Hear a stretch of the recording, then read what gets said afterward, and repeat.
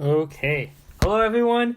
Welcome to my design talk. I'm Tomas Spasic, and we're going to be talking about speculative design. So, we all kind of know what design is, but really, what is speculative design, right? What is that big word in front of this design word we're pretty familiar with? Well, a good way to kind of start thinking about what it is it's a lot like high school physics. High school physics, we kind of have a problem here, right? We know like what we're trying to solve. We have some limitations, right? Like the stuff we know in high school, and there's a lot of stuff we don't know. So we ignore some of the other stuff that is too complex or maybe we don't need to worry about. And then we also have this extremely plausible setup. It is possible that this girl pulls the bail with a force of 140 newtons. Do we know that's going to happen? Is that for sure going to happen? Maybe, probably not, but it is something good to think about. It is something good for us to learn, right? So, the thing is about speculative design is we're designing for the future, right? So let's think about what the future holds. So the future, kind of there's some models out there. Yeah, so the Doing Rabbit one's based off the first one. But they both kind of fan out from the present, from the now. As time goes on, there's more possible futures that holds. And then in the middle there you see there's more the probable ones. There's probably less, they're a bit more focused. And then both have the little preferable little bars or circles. And those are pretty probable, but they're also not all probable, which kind of hurts a bit, saying there's some preferable futures that are out of reach, but that's just how it is. And then one thing that's really interesting here that I think could also take a deeper look is who decides what preferable is. Preferable for me might be a lot different from preferable for a big CEO of a company or some guy in China, right? So that's something also interesting to think about is what is preferable? What does preferable mean to you? What does preferable mean to me? And I think that's another thing speculative design helps with, is it helps to figure out what do we want from the future. So, let's take a look at a possible future we have here. We're going to take a look at the gossip of things. So this is like a little case study, a little speculative design by a design group out of Mexico. What they did is they designed this whole world really based off of the world we have right now, and it just takes steps and steps and steps from these worlds to get to another world where they have the design problem.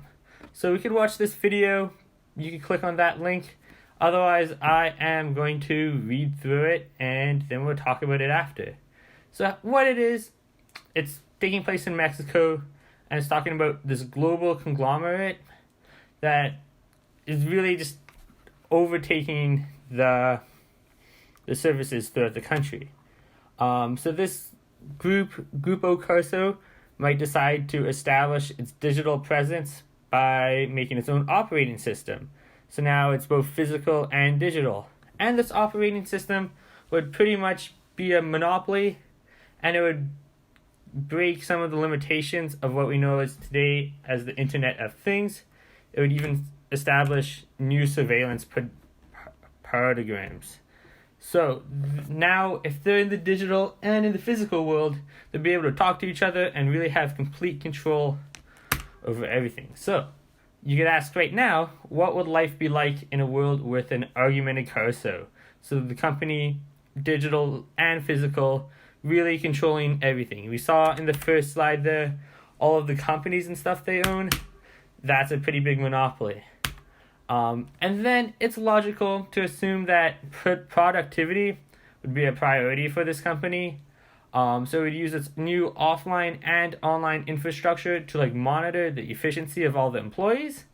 Because you want to be maximum efficient, you want to make the most money, no waste of time. So they would have sensors everywhere in all of the office accessories on the computers, and these objects would kind of gossip with each other, talk to each other to rate each employee's performance.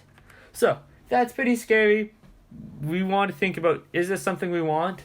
So the design studio made a couple of props to show how people might fight back against the system and just like give themselves a couple minutes of rest from working. So they have these 3 really simple robots. They're not meant to look too futuristic. They're not mass production, but they're kind of just to help us think about this possible future. We have on the left a pen tapping robot that makes it look like you're writing or thinking of the next great idea.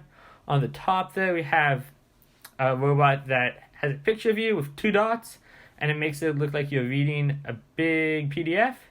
And then on the bottom, we have a mouse scrolling robot to make it seem like we are scrolling mice. So, what's the point of all that? Like, they have this big setup of the future, and then they made these 3 robots. That's kind of weird. But the point is, we may never build mouse scrolling robots. Like, that's not the solution. That's not the point. But the scenario is the point, right? How do we feel about that? Do we like this possible future? Are we scared of it?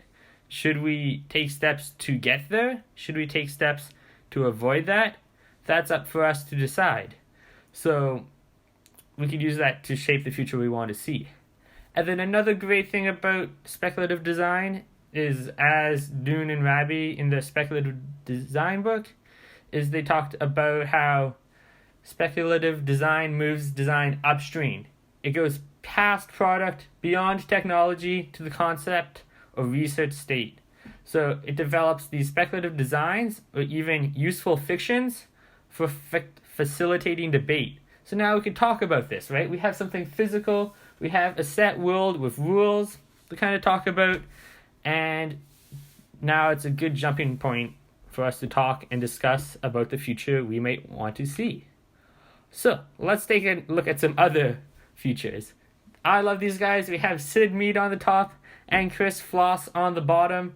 These 2 are 2 big illustrators in the 70s and 80s. They still do work now, but they did a lot of these amazing airbrush paintings. Now, is this like super speculative design? I would say it's not the best. They're just pictures of spaceships. Dune and Rabi would even go a step further to say that it is just fantasy or entertainment. But I think there's a good middle ground. They provide kind of a visual to kind of help you live in a world, in a world where they might operate spaceships like that, and it helps us kind of live in the future.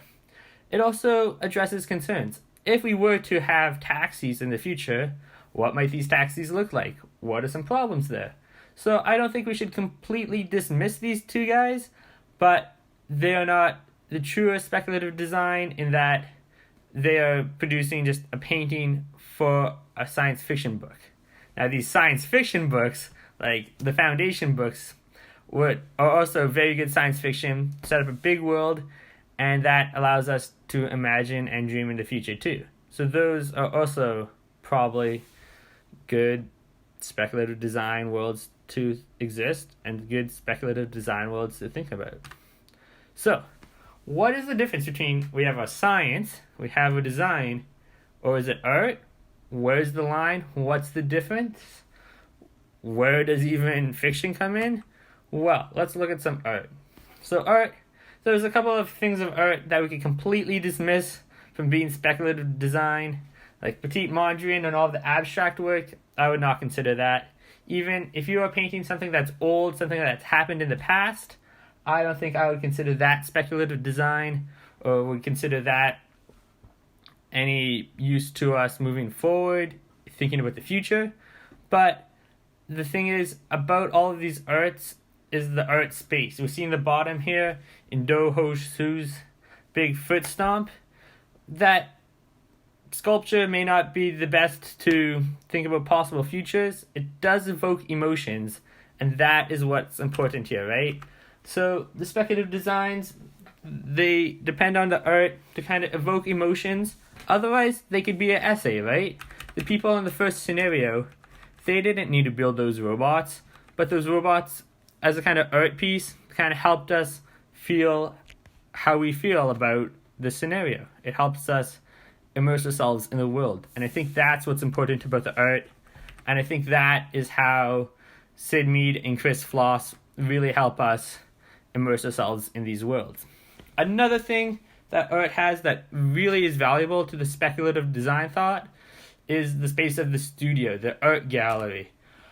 The art gallery allows us to dream and think and feel freely. That is why most speculative designs are in galleries rather than being on store shelves near you, is because when you walk into an art gallery, you are allowed to think freely. You allow yourself to kind of open up and take in new ideas, right? Whereas when we go into a store, I think we are more defensive. We kind of think a bit more about everything and way more traditional and closed off rather than being in the art space. The last artist group I want to talk about that are really influential, and really I think they did a lot of speculative designing, was the futurists, the Italian futurists, and especially the Italian futurist architects like Virgil Marchi. They did a lot of thought about, like most futurists, destroying the past, getting rid of the old, bringing in the new with speed and movement. And as you can see in the painting here on the right, painting or drawing, it really kind of brings in the thought, how might we live in a world if we have like 5 tracks of trains going down the road?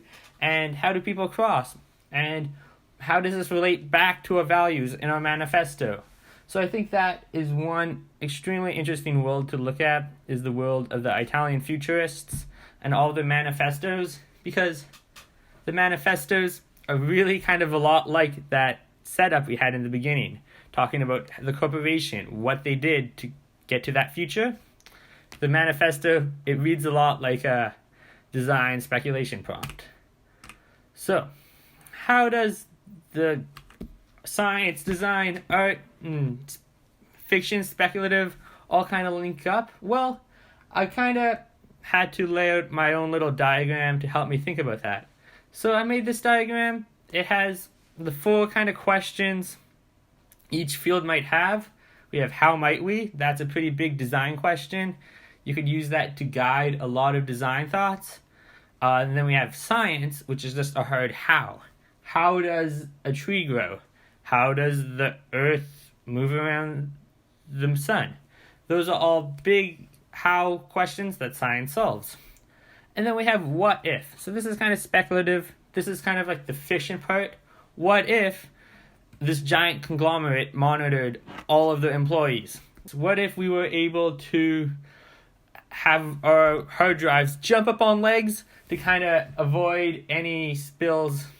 That's a David Attenborough design group. You can look into that later. Those are some fun speculative little product designs. And lastly, how does it make us feel? So art, it was harder for me to get to a question, but I feel like art, it's all about the feeling and thought that comes from it. So an art question would be, have feel in it. How do the feelings affect us? So from there, we could get our speculative design question by combining the speculative one and the design one to get, what if this, then how might we blank? And then they're of course all related, so it might be what if blank, how might we feel about it? So now we bring in the art aspect, which is very important in the speculative design, and it should also be tied in to science, because although we can have these far-flung ideas, but they should also be plausible, they should be possible. So science kind of reels it back in to make it less of a crazy person's rambling and more of a valid idea. So now we're going to look at one more scenario, one more speculative design, and we'll see how this whole web of fields kind of link into it. So I want to deliver a shark. So you can kind of read it there, but the general details is that with growing populations, overpopulation in Earth, this lady wants to kind of satisfy a genetically predisposed urge to have children in a way where mothers can still have that feeling, but it doesn't bring another child into maybe a hard world it brings an animal, maybe what's called an endangered animal, into the world. So this lady, Hasega, has done this big project on how we could use the female reproductive system to raise sharks. So at first glance, you're like, what is this? This is crazy. This is just like all speculative, right? And then it brings in like, well, how do you feel about that? She made this prompt. It kind of looks like an art piece. So now it's kind of like a speculative art piece. But then she kind of takes it a step further and brings in the science and brings in how might we do it by showing all of the life systems, what type of shark she would use, what kind of bonding system they would have after delivery, how you could even find the baby. So she takes it there and takes it another step further to make it a plausible idea, a real future. So now people see it, it could kind of maybe be done. So now how do you feel about that? So how does that relate back to a web? I think it would be a link between the science, the design of how people would interact with it and feel about it in the art, and the big what if question, what if I was able to give birth to a shark? One last note about my little web is all the little ties in the middle. I kind of just made for myself to kind of think, how strongly does science and art relate? Are they, that's just like in 2 lines compared to maybe science and design are pretty related. That's why there's more lines there. It's not based on anything. It's not based on any research. I would like to look into that a bit more in the future to develop my own little model. But with that, I will leave you with 2 big questions to kind of think about for the rest of the year and the rest of the summer. One from Frederick Jameson, one from Bruce Mao. Why is it easier to imagine the end of the world rather than an alternative to capitalism, right? We think about that all the time. There's way more movies about the end of the world. Is it more fun to watch?